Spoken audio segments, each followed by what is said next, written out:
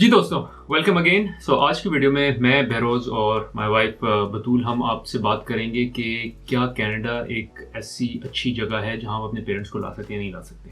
Of course on the looks it's a very nice country और सबको आना भी चाहिए, आपकी फैमिली को भी विजिट करना चाहिए। But there are certain considerations जो स्पेसिफिकली पेरेंट्स को होती हैं जब वो साउथ एशिया से आ रहे होते हैं। और हमारे पेरेंट्स भी जो हैं वो हमारे साथ रहे हैं, आए हैं, मिले हैं, तो we have a lot of experience. Also हम बहुत से लोगों को जानते हैं जिन्होंने सिमिलर एक्सपीरियंस किया है, जिसमें बहुत से फ़ायदे हैं, बहुत से चैलेंजेस भी हैं। आज हम उन फ़ायदे और चैलेंजेस पे बात करेंगे। अच्छा गाइस, एक कॉल आउट आगे बढ़ने से पहले एक लाइक का बटन ज़रूर दबाएं as this keeps us motivated. दूसरा, सब्सक्राइब का button along with the bell icon ज़रूर दबाएं ताकि जब भी हम इस चैनल पे कोई नई वीडियो डालें तो आपको नोटिफाई हो जाए। इस चैनल पे हम वीडियोस पोस्ट करते हैं pertaining to immigrating to North America, lifestyle in North America, personal finance in North America, settling in North America. So anything related to Desis coming here and settling down here. तो the reason why we are making this video is कि ज़्यादातर ये होता है कि अगर तो खासकर आप कनाडा इमिग्रेट करना चाहते हैं अभी और आपके दिमाग में ये सवाल है कि क्या मैं अपने पेरेंट्स को अपने साथ ले जा सकता हूँ, यानी कि बुला सकता हूँ इवेंचुअली, या कि नहीं। और दूसरा, ये पेरेंट्स के दिमाग में भी ये सवाल होता है कि तुम इतना दूर जा रहे हो या तुम लोग इतने दूर मूव हो रहे हो, तो क्या हम तुम लोगों से इजीली आके मिल सकेंगे, तुम लोगों के पास रह सकेंगे, या फॉर एवर हम साथ एक एज ए फैमिली रह सकते हैं। तो ये सारे सवाल जो हैं वो इस वीडियो में हम कवर करेंगे। तो सबसे पहली चीज़ जो है वो है पॉसिबिलिटी। तो yes, it is possible to call your parents, यानी कि आप अपने माँ बाप को, अपने पेरेंट्स को आप यहाँ बुला सकते हैं। और उसके दो तरीके हैं। एक तो ये कि आप उनका विजिट वीज़ा अप्लाई करें, जो कि वो वहाँ से अपने लिए खुद जैसे विजिट वीज़ा अप्लाई करते हैं। उसमें ये कि आपको एक लेटर ऑफ इनविटेशन देना होता है जिसमें कि आप कहते हैं कि आप अपने अगेन, जो कि कहीं भी विजिट वीज़ा जैसे अप्लाई होता है वो एक नॉर्मल वीज़ा होता है जिसकी ड्यूरेशन होती है, तो वो 6 मंथ्स का यूजुअली होता है जिसमें कि आपने एग्जिट करना होता है। तो एक तो ये है, अगर टेम्पररी आपके पेरेंट्स आपसे आके कुछ महीने रह के और जाना चाहते हैं, यानी मिल के जाना चाहते हैं, तो वो एक ऑप्शन है। दूसरा ऑप्शन जो है वो है सुपर वीज़ा का, और उसको सुपर वीज़ा कहा ही इसीलिए जाता है बिकॉज वो एक तरह का फैमिली रियूनियन वीज़ा है जिसमें कि आप मोर देन 6 मंथ्स यहाँ पर पेरेंट्स को बुलाकर वो रह सकते हैं यहाँ पे, लेकिन उसके बाद भी फिर आपको एग्जिट करना पड़ता है। उसके लिए मैंने एक वीडियो बनाई है कि आप कैसे सुपर वीज़ा अप्लाई कर सकते हैं और सुपर वीज़ा की क्या रिक्वायरमेंट्स हैं और सुपर वीज़ा क्यों जो है वो रिजेक्ट होता है या क्यों एक्सेप्ट होता है। तो please do check that video out, उसमें आपके काफ़ी सारे सवालात जो हैं वो क्लियर हो जाएंगे। तो वो फिर उस वीडियो में हमने टैकल किया है। तो लेकिन पॉसिबिलिटी की जैसे बात है तो ये दो तरीके हैं। अब परमानेंट बुलाने में जो है, यानी कि अगर आप पीआर चाहते हैं कि आपके पेरेंट्स को मिल जाए, तो वो स्पॉन्सरशिप के थ्रू होती है, लेकिन वो प्रोसेस काफ़ी कॉम्प्लिकेटेड है। उसके लिए आपको सिटीजन होना ज़रूरी है, और फिर सिटीजनशिप के बाद भी उसका जो एप्लीकेशन का प्रोसीजर है वो थ्रू लॉटरी सिस्टम होता है। तो वो है पॉसिबल, लेकिन अगेन क्योंकि वो लॉटरी सिस्टम है तो उसमें कोई गारंटी नहीं है कि आपका जो है वो लॉटरी में नाम निकल आएगा फॉर स्पॉन्सरशिप, लेकिन इट इज़ अ पॉसिबिलिटी कि उनको पीआर मिल जाए by virtue of you being a citizen. अच्छा, इसमें 2 पॉइंट्स मैं और ऐड कर दूं। एक, जितनी भी मुल्क मैंने देखे हैं जहाँ इमिग्रेशन ईजी है, फॉर इंस्टेंस जो दूसरा मुल्क काउंट में आता है विच इज़ ऑस्ट्रेलिया, और उसके कंपैरिजन में या यूरोप में भी जितनी भी इमिग्रेशन है उसके कंपैरिजन में Canada is one of the most smoothest and easiest one two call your parents. तो अगर तो ये बहुत बड़ा इंपॉर्टेंट पॉइंट है आपके कि पेरेंट्स साथ हों या किसी तरह पेरेंट्स को विजिट करा सकें या आपके साथ रहें, सो Canada should be your choice. दूसरा ये कि मेक श्योर जब आप पासपोर्ट अपना सबमिट कर रहे हो फॉर आइदर विजिट वीज़ा या फॉर सुपर वीज़ा, उसकी वैलिडिटी मैक्सिमम से मैक्सिमम हो।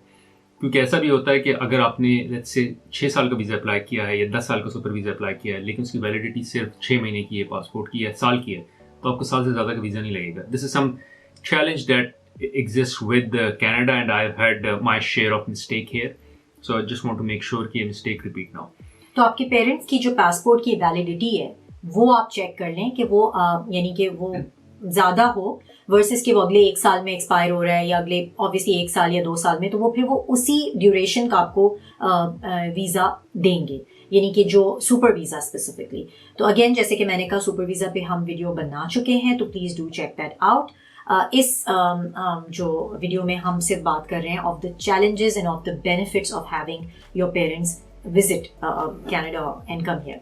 अच्छा, जो सबसे बड़ा कंसर्न होता है पेरेंट्स का वो होता है around social circle. For that matter हमारा भी होता है, जब आप कोई भी आ रहा हो उसका सोशल सर्कल जो है बहुत इंपॉर्टेंट होता है। बट पेरेंट्स के लिए और भी इंपॉर्टेंट होता है क्योंकि उनकी फॉर द मोस्ट पार्ट जो है कोई 9 to 5 जॉब या कमिटमेंट नहीं होगी अगर वो लंबे अरसे के लिए यहाँ आ रहे हैं।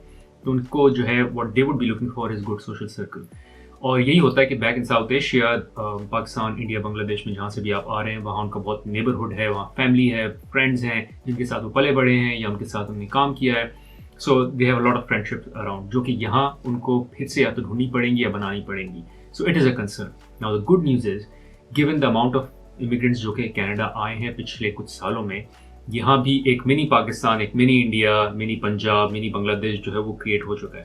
नाउ ऑफ कोर्स आपको शायद एग्जैक्टली वही लोग ना मिलें जो आप छोड़कर आ रहे हो, but I am sure you will find either new people या आपका कोई ना कोई रिलेटिव जो है वो यहाँ होगा या उनके कोई दोस्त होंगे जिनसे आप कनेक्ट कर सकते हैं। और फॉर दैट मैटर आप ये भी कर सकते हैं कि आपके कोई दोस्त हों जिनके पेरेंट्स भी यहाँ रहते हों, and what you can do is आप उनको अपने घर बुला लें या आप उनके घर चले जाएं, अपने पेरेंट्स को भी साथ ले जाएं, and let your parents mingle as well जब आप मिंगल कर रहे हो। फॉर इंस्टेंस हमारे साथ ये होता है जब हम अपनी कोई रिलीजियस हॉलीडेज होती हैं या कोई भी और हॉलीडेज होती हैं, जब हम इन्वाइटेड होते हैं अपनी फैमिली के घर, हम अपने पेरेंट्स को भी साथ ले जाते हैं। And then as normally happens कि जितने भी वो ओल्डीज होते हैं वो सारे एक जगह गैदर हो जाते हैं, उनकी अपनी बातें शुरू हो जाती हैं, बैक होम ये होता था, ऐसे होता था, and they and up making friends, और हम जो है वो अपना सर्कल हमने बनाया होता। तो इसी बहाने आपको अपना सर्कल भी आप इंजॉय कर लेंगे और अपने पेरेंट्स को भी आप एक एक्सेस दे देंगे सोशल सर्कल का। तो ये जैसे बहरोज ने कहा कि ये एक्चुअली सोल्यूशन तो है, लेकिन again social circle is one of the most important things जो कि कंसिडर करना ज़रूरी है if you are wanting your parents to move in with you for even come here for a longer period of time। जैसे कि for example 3 से 4 महीने के लिए भी अगर कोई आता है तो उसके लिए भी आपको you need to make sure कि उनके पास जो है वो एवेन्यूज़ हों सोशलाइज करने के, because it gets very depressing specially for the older lot, यानी कि जो खासकर एजड लोग हैं। अगर वो कपल है तब तो इट्स स्टिल ओके क्योंकि they can keep each other company, लेकिन अगर कोई सिंगल आ रहा है, जैसे कि फॉर एग्जांपल सिर्फ एक पेरेंट आ रहा है, मदर या फादर, तो उनके लिए फिर अपने आपको या तो वो बिजी रख सकते हो तब तो बहुत अच्छा है, लेकिन दे गेट वेरी लोनली, और उसका रीजन भी हम आपको बताएंगे कि क्यों ऐसा होता है। अच्छा, एक चीज़ और ये भी है कि आप ये भी देखें कि आप किस नेबरहुड में रहते हैं, क्योंकि ऐसा भी हो सकता है आप किसी ऐसे नेबरहुड में रहते हो जहां आपकी कम्युनिटी के लोग कम से कम हो। कनाडा में बतूल ने एक अलग से वीडियो बनाई थी जिसमें उसने बताया था कि डिफरेंट जो सिटीज़ हैं ग्रेटर टोरंटो एरिया में, वहाँ किस पॉपुलेशन का रेशियो ज़्यादा है।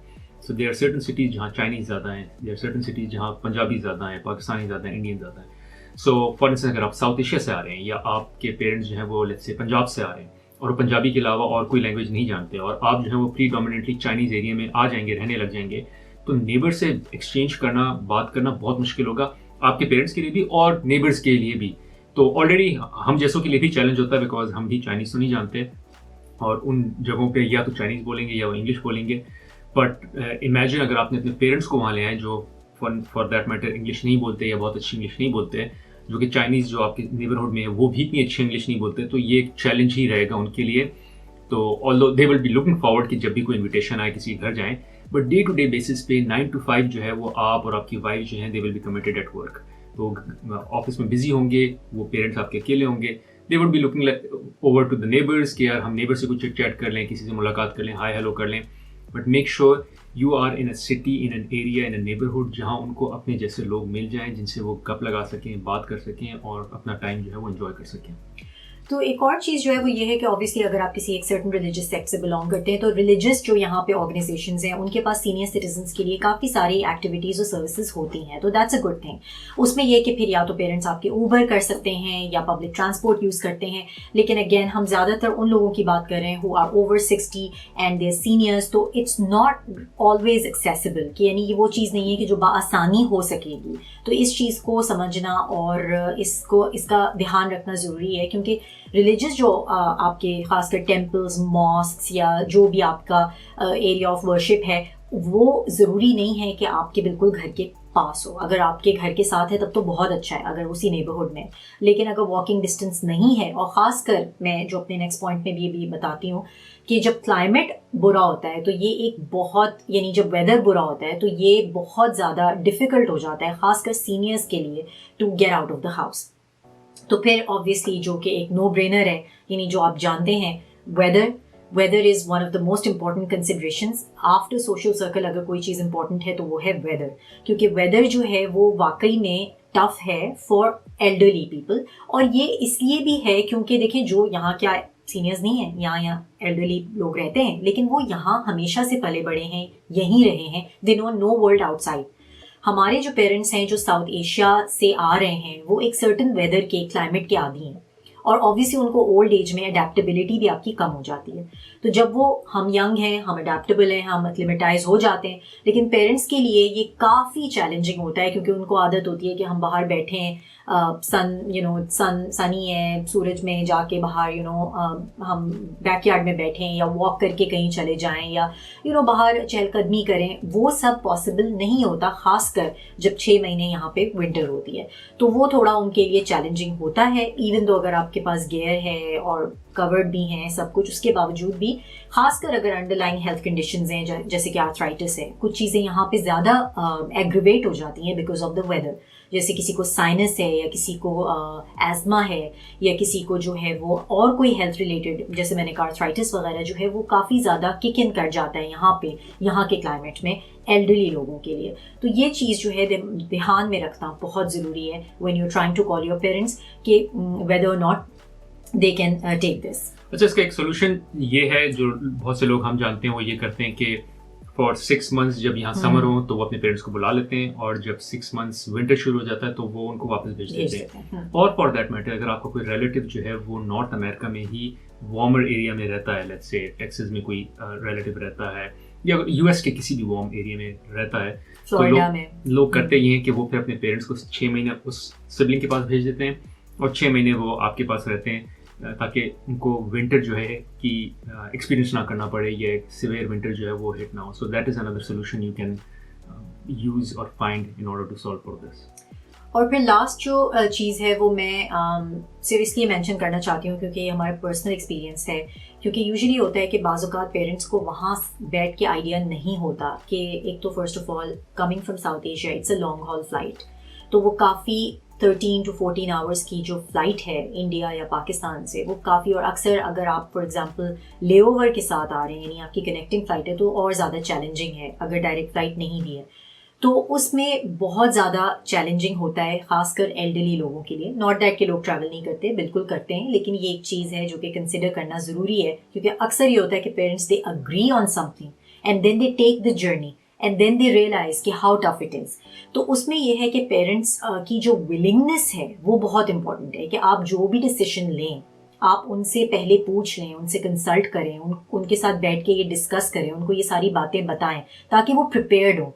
क्योंकि अक्सर ये मैंने देखा है कि जो लोगों ने अपने पेरेंट्स को यहाँ बुलाया है वो उन्होंने ये अज्यूम करके किया, and bye the way this is not just देसी, यूड बी शॉक कि मेरे साथ एक खातून काम करती थी जो कि अल्बेनियन थी, और उसने अपनी मदर को यहाँ बुलाया, और the mother was very depressed because she could not understand the language. उनको एक तो लैंग्वेज का प्रॉब्लम हो रहा था क्योंकि वो अल्बेनियन बोलती थी, और दूसरा ये कि वो सारा वक्त जो है उनको अपने पाकिस्तान में, जैसे हम होते हैं तो पाकिस्तानी ड्रामे देखते हैं, तो वो उनको अल्बेनियन ड्रामे देखती थी और वो फिर रोती थी और फिर वो डिप्रेशन में जा रही थी, क्योंकि उनको अपना मुल्क याद आने लगा, अपने लोग याद आने लगे, अपना रूटीन याद आने लगा।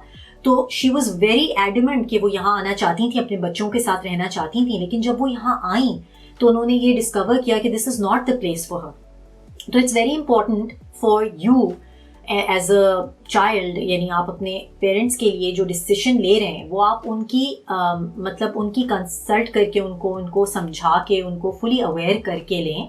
और अक्सर ये अच्छा होता है कि पहले विजिट वीज़ा पे बुलाएं, बिकॉज यूजुअली क्या होता है कि जब आप विजिट वीज़ा पे उनको बुलाएंगे और आप उनको एक फ्लेवर दे देंगे कि ये कनाडा है and this is what it looks like, तो वो एक अच्छा हो जाता है। फिर बाय द वे बेरोज, I would also like to say कि ज़रूरी नहीं है कि हम उनको समर में बुलाएं। अगर आपका लॉन्ग टर्म प्लान है अपने पेरेंट्स को, जैसे कि आप सुपर वीज़ा पे उनको बुलाना चाहते हैं या आप उनको इवेंचुअली स्पॉन्सर करना चाहते हैं, मेक श्योर कि they live here for 1 winter, क्योंकि एक विंटर यहाँ पे स्पेंड करना पेरेंट्स के लिए ज़रूरी है, ताकि आप भी देख सकें कि how is it like, are they able to tolerate, are they able to survive, are they able to basically take that in stride, कि यानी उनको अच्छा लग रहा है या उनको मज़ा आ रहा है, या देर ओके विद इट, कि वो कंफर्टेबल हैं, वो अच्छे से रह लेंगे। तो उससे फिर ये होगा कि जो आप डिसीजन मेकिंग कर रहे हैं later on eventually for super visa या फॉर स्पॉन्सरशिप, वो आपके लिए आसान हो जाएगा।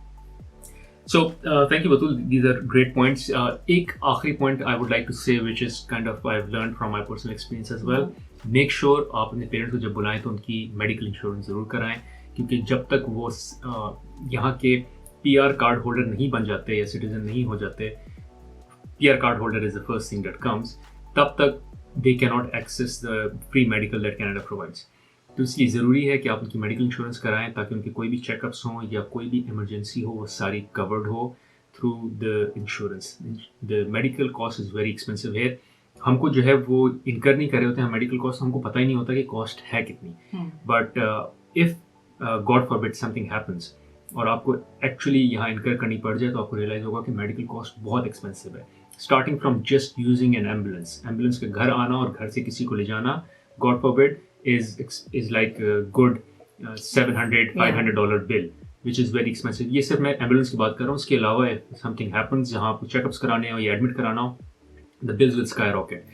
लास्ट आई चेक बेरोज, तो कंसल्टेशन जो है जिसके आप वॉक इन क्लिनिक्स में, आप तो ऑब्वियसली हेल्थ कार्ड होल्डर हैं, तो आपके पेरेंट्स तो हेल्थ कार्ड लेके नहीं आएंगे ना, हेल्थ कार्ड है ही नहीं उनके पास, कैनेडियन हेल्थ कार्ड। तो जब वो वॉक इन क्लिनिक में जाते हैं तो दैट कॉस्ट जो आप इमेजिन नहीं कर सकते, दैट्स लाइक $250 to $300 की कॉस्ट है वो फॉर वन सेशन, जिसमें कि बाय द वे डायग्नोसिस नहीं होगा, वो सिर्फ उनको चेक करेंगे। तो वो 300 वन टाइम कॉस्ट, आप उससे अंदाज़ा लगाएं कि अगर आपके पास इंश्योरेंस नहीं है तो it is a big problem. तो इवन विजिट वीज़ा पे by the way you can take insurance, medical insurance होना बहुत ज़रूरी है अगर तो आपके पेरेंट्स के कोई अंडरलाइंग हेल्थ इश्यूज़ हैं। और ना भी हो तो मैं समझती हूँ bureaus, don't you recommend? Highly recommended, because कोई इमरजेंसी हो सकती है, कोई like they can have an issue और या कोई एक्सीडेंट हो सकता है। सो उसके लिए it is very important that you get yourself covered. Insurances ऐसी आती हैं जो कि फॉर द टाइम पीरियड होती हैं, तो जितने दिनों के लिए आपके पेरेंट्स आए हैं सिर्फ उतने दिनों की इंश्योरेंस होगी, यू पे for that part of the insurance and that's it. ऐसा नहीं है कि आपको पूरे साल की लेनी है, इवन दो आपके पेरेंट्स जो हैं वो कुछ लिमिटेड अरसे के लिए आए हैं। Anyways, any other further points or we've covered everything? नहीं, I think we covered pretty much everything. It's a great place. Seniors के बहुत सारे benefits हैं यहाँ पर जो कि as a visitor भी लोग enjoy कर सकते हैं। जैसे कि for example अगर वो public transport use कर रहे हैं तो seniors का एक अलग से पास आता है और seniors की अलग seating होती है। हर जगह आप कहीं भी किसी भी मूवी थिएटर चले जाएं, आपने सीनियर्स का जो है वो टिकट अलग होता है, लाइक उनका सब्सिडाइज्ड होता है, यानी सस्ता आपको मिलेगा। तो काफ़ी सारी सर्विसेज जो हैं वो कुछ तो रेजिडेंट्स के लिए हैं स्पेसिफिकली, यानी जो यहाँ के सिटीजन्स और रेजिडेंट्स हैं, लेकिन बहुत सी ऐसी चीज़ें हैं जो कि सीनियर्स यहाँ पे इंजॉय कर सकते हैं। उनकी प्रोग्राम्स हैं, एक्टिविटीज़ हैं। कम्युनिटी सेंटर में भी आप एक्चुअली अपने पेरेंट्स के लिए अगर वो एक्सरसाइज करते हैं या कोई योगा या कोई और चीज़, you can easily purchase that for them while they are visiting. तो सीनियर्स के डेफिनेटली बेनिफिट्स तो हैं, लेकिन अगेन जैसे मैंने कहा कि साउथ एशिया में हमारे पास नेटवर्क है, हमारे पास हमारे पेरेंट्स जो हैं उनका सोशल सर्कल है, तो ये सारी चीज़ें जो हैं वो यहाँ आपको आसानी से नहीं मिलेगी। तो this is something which you need to consider keeping their age in mind. Cool. Thank you guys. That's all we had. अगर आपको कोई सवाल हो तो please do put in the chat. Comments और chats में ज़रूर डालें.